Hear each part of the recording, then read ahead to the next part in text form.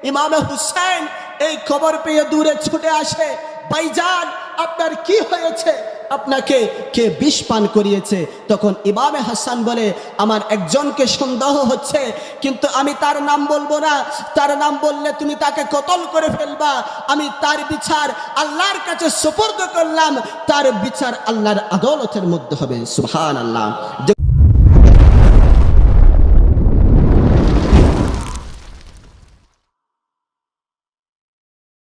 আমাকে যে বিষয়টি দেওয়া হয়েছে, রাসূল পাক সাল্লাল্লাহু তাআলা আলাইহি ওয়াসাল্লামের প্রতি হাসান হুসাইনের প্রেম এবং ভালোবাসা কেমন ছিল সেটার উপর আলোচনা করব। তা আপনারা দেখেছেন ইতিমধ্যে আমাদের মাহফিলের আজকের যিনি সম্মানিত প্রধান আলোচক, মেহমানে আলা, বিশিষ্ট আলেমে দ্বীন, বিশিষ্ট ইসলামী চিন্তাবিদ, আপনাদের সকলের সুপরিচিত মুখ হযরতুল আল্লামা জনাবে মাওলানা মুহাম্মদ আলাউদ্দিন জিহাদি মাদ্দাজিল্লুল আলী হুজুর ইতিমধ্যে আমাদের মাঝে তশরিফ এনেছেন। তো এখানে লম্বা ছোটা কথা বলার সেই সময় নাই, আমি অল্প সময়ের মধ্যে শেষ করে দিব। সম্মানিত হাজরিন, তো আমাকে যেই বিষয়টি দেওয়া হয়েছে এটা হচ্ছে এমন একটি বিষয়, আল্লাহর হাবিবের প্রতি ওনার নওয়াসা, ওনার কলিজার টুকরা নাতি ইমাম হাসান হুসাইনের প্রেম, মোহাব্বত, ভালোবাসা কেমন ছিল। তো বিষয়টি হচ্ছে এমন, এই বিষয়টি হচ্ছে নানার প্রতি নাতির ভালোবাসা, নাতির প্রতি নানার ভালোবাসা। তো আমরা যদি আমাদের বাস্তব জীবনের দিকে একটু দৃষ্টি দিই, আমরা যারা বৃদ্ধ বয়সে পৌঁছেছি, যারা নিজের কন্যা সন্তান, ছেলে সন্তানদেরকে বিয়ে দিয়েছি, যাদের নাতি নাতনি আছে, আমরা আমাদের দিকে যদি খেয়াল দিই তাহলে বিষয়টি খুব ক্লিয়ার, পরিষ্কার হয়ে যায়। আপনাদের যারা নাতি আছে, আপনারা দেখেছেন আপনাদের নাতির প্রতি নানার যেমন মোহাব্বত, ভালোবাসা থাকে, নানার প্রতিও নাতিদের ভালোবাসা থাকে, ঠিক কিনা? তো বিষয়টি হচ্ছে নানার প্রতি নাতির ভালোবাসা, নাতির প্রতি নানার ভালোবাসা। তো আমরা যদি মূল বিষয় হচ্ছে এখানে মোহাব্বত, ভালোবাসা, তো আমরা যদি ভালোবাসার বিষয়টা জানতে চাই, কুরআনুল কারীম যদি আমরা খুলে দেখি তাহলে দেখতে পাই আল্লাহ পাক কুরআনুল কারীমের মধ্যে আল্লাহর সর্বপ্রথম আল্লাহর হাবিবের মোহাব্বত সম্পর্কে কুরআনে ইরশাদ করেছেন, কুল ইন কুনতুম তুহিব্বুনাল্লাহ ফাত্তাবিউনি ইউহিব্বুকুমুল্লাহ। আমার আল্লাহ বলছেন, হাবিব আপনি আপনার উম্মতদেরকে বলে দিন, তারা যদি আমার মোহাব্বত, আমার ভালোবাসা পেতে চায়, আমি আল্লাহর সন্তুষ্টি অর্জন করতে চাই, আমি আল্লাহর ভালোবাসা পেতে চাই, আমি আল্লাহর কাছে প্রিয় বান্দা হতে চাই, ফাত্তাবিউনি, তারা যেন আপনার ইতআত করে নেয়, তারা যেন আপনার অনুসরণ করে, তারা যেন আপনাকে ভালোবাসে, তারা যদি আপনার মোহাব্বত, আপনার প্রিয় উম্মত হতে পারে, তাহলে আমি আল্লাহর কাছে তারাও প্রিয় হয়ে যাবে। বড় করে বলুন সুবহানাল্লাহ। আল্লাহ বলছেন, হাবিব আপনি আপনার উম্মতদেরকে বলুন আপনাকে অনুসরণ করার জন্য, আপনাকে ভালোবাসার জন্য। যদি আপনার ভালোবাসা হয়ে যায় তাহলে আমি খোদার কাছেও আপনার ওই উম্মত প্রিয় হয়ে যাবে। চিৎকার দিয়ে বলুন সুবহানাল্লাহ। তাহলে তো বুঝলাম আল্লাহকে পেতে হলে আল্লাহর হাবিবের দরবারে যেতে হবে, আল্লাহর হাবিবের প্রিয় হতে হবে। এখন প্রশ্ন হচ্ছে, আল্লাহর হাবিবের যদি প্রিয় হতে চাই, এখানে একটি হাদিস মুবারাকা বলে যায়, হযরত সাইয়্যিদনা ইমামে মুসলিম রাহমাতুল্লাহ আলাইহি তিনি তার মুসলিম শরীফের মধ্যে তিনি একটি হাদিস নোট করেছেন, সেখানে বলছেন, উজুবু মাহাব্বাতি রাসূলিল্লাহি সাল্লাল্লাহু আলাইহি ওয়াসাল্লাম আকসারা মিনাল আহলি ওয়াল ওয়ালাদি ওয়াল ওয়ালিদি ওয়ান নাস আজমাইন। ইমামে মুসলিম বলছে, তোমাদের পিতা মাতা, সন্তান সন্ততি সকলের থেকে সবচেয়ে বেশি আল্লাহর হাবিবকে ভালোবাসা, এটা তোমাদের উপর ওয়াজিব। বড় করে বলুন সুবহানাল্লাহ। তাহলে তো বুঝলাম আল্লাহকে এবং আল্লাহর রসুলকে ভালোবাসতে হবে, মহব্বত করতে হবে। এখন প্রশ্ন হচ্ছে, আল্লাহকে পেতে চাইলে আল্লাহর হাবিবকে রাজি করতে হবে, আর আল্লাহর হাবিবকে রাজি করার জন্য কাদেরকে ভালোবাসতে হবে?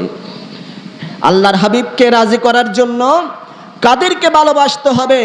আল্লাহর হাবিবকে যদি রাজি করতে চান, আল্লাহর হাবিবকে ভালোবাসতে চাইলে আল্লাহ এবং আল্লাহর রসুল যাদেরকে ভালোবাসেন তাদেরকে ভালোবাসতে হবে।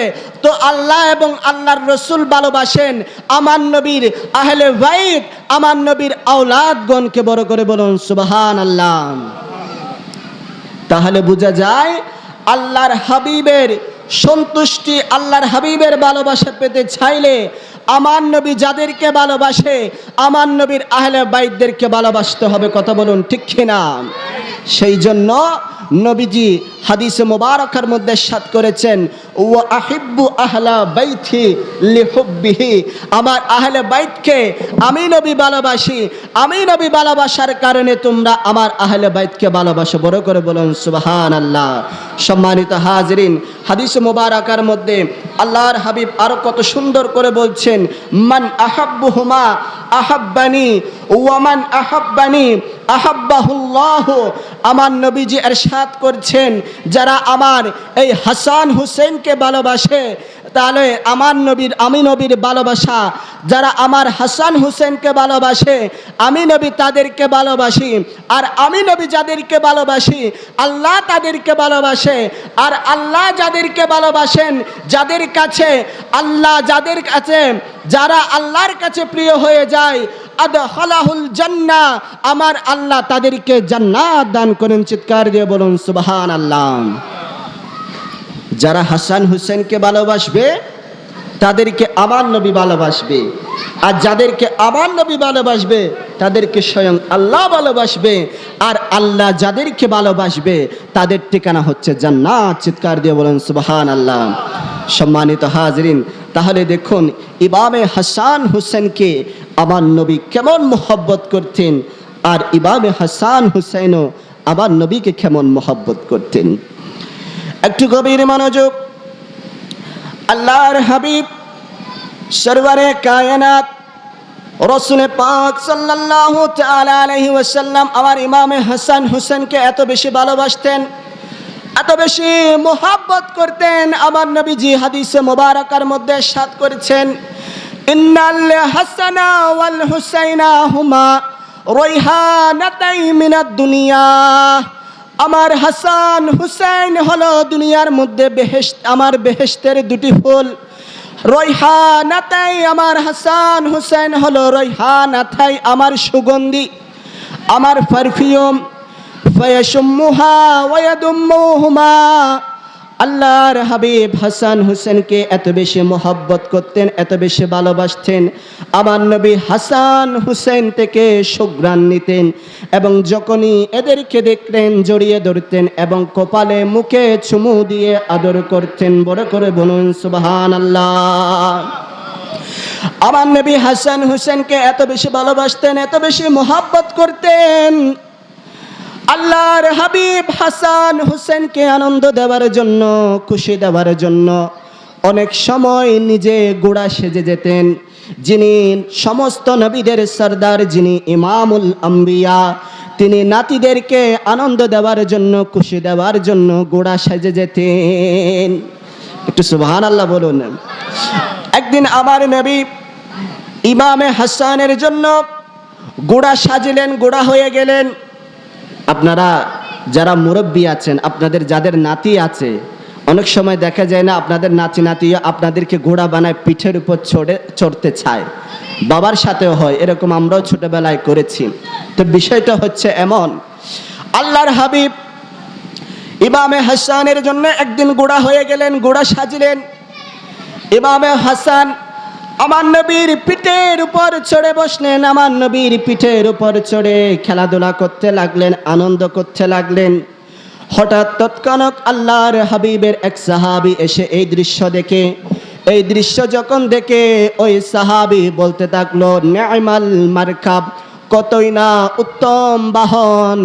ও সন্তান, তুমি আজকে ইমামুল আম্বিয়ার পিঠের উপর উঠে বসেছ, কতই না উত্তম বাহন পেয়েছ।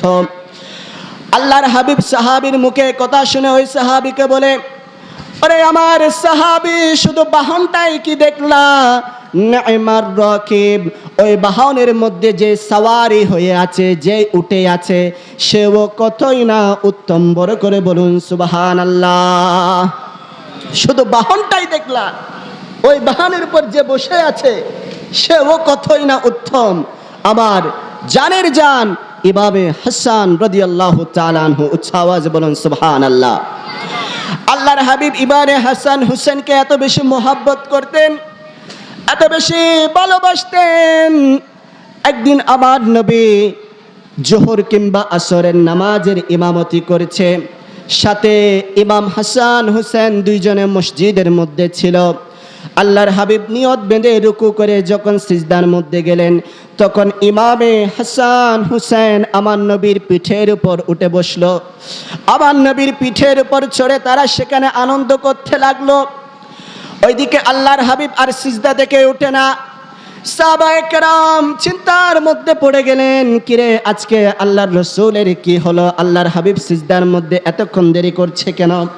তখন আল্লাহর হাবিবের একজন সাহাবী হযরতে সৈয়দুনা শাদ্দাদ রাদিয়াল্লাহু তাআলা আনহু, তিনি একটু মাথা উঠায়া দেখলেন আমার নবীর পিঠের উপর ইমামে হাসান হুসেন বসে আছে।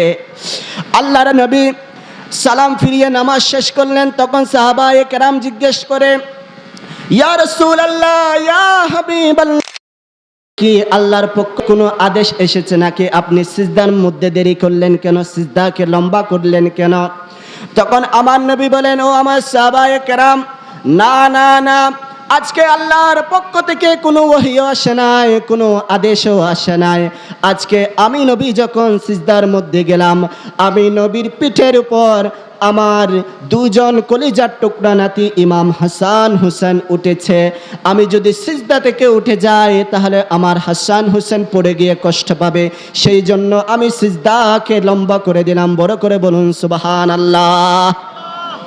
আমার হাসান হুসেন কষ্ট পাবে, তাই আমি সিজদাকে লম্বা করে দিলাম। এখানে একটি বিষয় খেয়াল রাখুন, আল্লাহর নবী হাসান হুসেন কষ্ট পাবে বিদায় সিজদাকে লম্বা করে দিয়েছে। আমার নবী নামাজ পড়ছে কার জন্য? আল্লাহর নামাজ পড়ছে। আর খেয়াল কার দিকে? ইমামে হাসান হুসাইনের দিকে। তো আমাদের দেশে একটা শ্রেণীর লোক আছে, কিছু মোল্লা আছে, তারা বলেন নামাজের মধ্যে যদি আল্লাহর নবীর খেয়াল আসে তাহলে নামাজ ভেঙে যাবে। তো নাউজুবিল্লাহ বলুন। নামাজের মধ্যে আমার নবীর খেয়াল আসা নাকি গরু গাদার খেয়ালের চেয়ে নিকৃষ্ট? তাহলে মোল্লা এখানে কি ফতোয়া দিবা? আমার নবী নামাজের মধ্যে আমার নবীর খেয়াল হাসান হুসাইনের দিকে, তো এখানে কি ফতোয়া দিবা? আমার নবীর নামাজ কি হয় নাই? যদি নামাজের মধ্যে উম্মতের খেয়াল আসলে নবীর নামাজ যদি না ভাঙ্গে, তাহলে উম্মতের নামাজের মধ্যে যদি নবীর খেয়াল আসে সেই নামাজ কেমনে ভাঙ্গে? কথা বলুন ঠিক কি না? এরা বুঝে না। তো আল্লাহ আমার নবী এই হাসান হোসেনকে এত বেশি মহব্বত, এত বেশি ভালোবাসতেন। সম্মানিত হাজিরিন, আর সেই হাসান হোসেনকে ওই দুষ্ট পাপিষ্ট এজিদ কত কষ্ট দিয়েছে, কত জ্বালাতন করেছে। আবার ইমামে হাসানকে একবার প্রথমবার বিষপান করতে চেয়েছিল, কিন্তু ইমাম হাসানকে বিষপান করাইতে পারে নাই।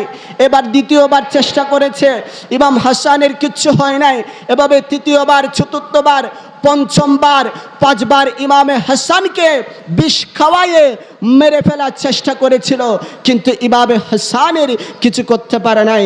কিন্তু দেখা গেল ষষ্ঠবার ইমামে হাসান যেই মশকের মধ্যে, যেই মশক করে পানি খায়, ওই মশকের মধ্যে হীরা গুঁড়ি করে মিশিয়ে দিয়েছিল। ওই হীরা হচ্ছে এমন একটি পদার্থ যেই হীরা গ্লাস কেটে ফেলে, আয়না কেটে ফেলে। আর আমার ইমামে হাসান যেই মশক করে পানি খায়, ওই মশকের মধ্যে ওই ইয়াজিদ সে হীরা মিশিয়ে দিয়েছিল। আর ইমামে হাসান যখন ওই পানি পান করে, ইমামে হাসানের গলা দিয়ে যখন ওই হীরাগুলো ঢুকে, তখন ওই হীরাগুলো এত বেশি বিষাক্ত ছিল, ইমামে হাসানের কলিজার নাড়ি বুড়ি সবগুলো খণ্ড খণ্ড করে ফেলে। কিতাবের মধ্যে আসছে ইমামে হাসানের কলিজা 70 টুকরা হয়েছে। চিৎকার দিয়ে বলুন নাউজুবিল্লাহ। ইমামে হাসানের কলিজা 70 টুকরা হয়ে গেছে। ইমামে হুসাইন এই খবর পেয়ে দূরে ছুটে আসে, ভাইজান আপনার কি হয়েছে, আপনাকে কে বিষ পান করিয়েছে? তখন ইমামে হাসান বলে, আমার একজনকে সন্দেহ হচ্ছে, কিন্তু আমি তার নাম বলবো না, তার নাম বললে তুমি তাকে কতল করে ফেলবা।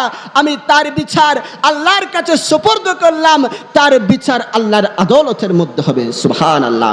দেখুন ইমামে হাসান মৃত্যুর বিছানায়, সেখানেও ইমামে হাসানের সবার ইস্তেকামত কেমন ছিলেন, ওই যে বিষ মিশিয়েছিল তার নাম বলে নাই। এভাবে আমার ইমামে হুসাইনকেও অনেক কষ্ট দিয়েছিল এই ইয়াজিদিরা। ইমামে হুসাইন যখন কারবালার ময়দানে যুদ্ধ করতে গিয়েছিলেন, ইমামে হাসাইনের সাথে কেউ যুদ্ধের মধ্যে পারছে না, তখন ইয়াজিদ কি করলো, ইমামে হুসাইনকে চতুর্দিক দিয়ে তার সৈন্য দিয়ে ঘেরাও করে তীর ছুটতে লাগলো। ইমামে হুসাইনের শরীরের মধ্যে 72টি তীরের আঘাত লেগেছে। ইমামে হুসাইন রক্ত যখন শরীর থেকে ঝরছে, তখন ইমামে হুসাইন দুর্বল হয়ে শরীরের নিচে মাটির নিচে পড়ে গেলেন। আর ওই ইয়াজিদের সৈন্যরা ইমামে হুসাইনের শের মোবারক মাথা থেকে দ্বিখণ্ডিত করে আলাদা করে ফেলল। চিৎকার দিয়ে বলুন ইন্না লিল্লাহি ওয়া ইন্না ইলাইহি রাজিউন। ইমামে হাসান হুসেনকে আমার নবী এত বেশি মহব্বত করতেন, তাদের গলায় চুমু দিয়েছেন, সেই ইমামে হাসান হুসেনকে এই ইয়াজিদিরা অনেক কষ্ট দিয়েছিল, অনেক নির্মমভাবে ইমাম হাসান হুসেনের শহীদ হয়েছিল। মা ফাতেমার কান্দন যেদিন হুসেন হারা শোকেতে, মা ফাতেমার কান্দন যেদিন হুসেন হারা শোকেতে, কেমন করে নিষ্ঠুর জগৎ পারলো বাঁচতে, বলো কেমন করে নিষ্ঠুর জগৎ পারলো বাঁচিতে। মা ফাতেমার কান্দন যেদিন হুসেন হারা শোকেতে, কেমন করে নিষ্ঠুর জগৎ পারলো বাঁচিতে। আল্লাহ কেমন করে নিষ্ঠুর জগৎ পারলো বাঁচিতে। কারবালার উপরে আকাশ কেমনে রইল বসিয়া,